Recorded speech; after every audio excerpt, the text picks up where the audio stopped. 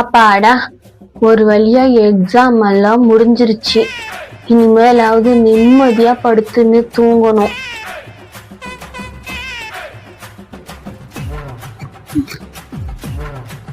தங்கம் சாப்பிட்டு படுமா.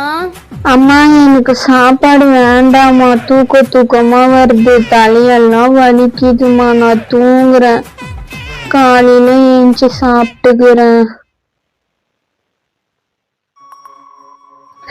ஐயோ, பேப்பர் இப்போ எங்க போயின்னு இருக்கோம்? என்னைக்கு பேப்பர் திருத்துவாங்க? மார்க் எவ்வளவு வரும்? தமிழ்ல எவ்வளவு வரும்? இங்கிலீஷ்ல எவ்வளவு வரும்?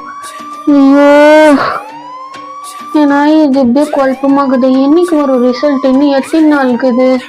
பேப்பர் இப்போ எங்க போயின்னு இருக்கோம்? ட்ரெயின்ல போயின்னு இருக்குமா, பஸ்ல போயின்னு இருக்குமா? வேற அவங்க திருத்துறதாச்சு பேப்பரு. எப்படி திருத்துவாங்க? எவ்வளவு மார்க் போடுவாங்க? ஒண்ணுமே புரியலையே.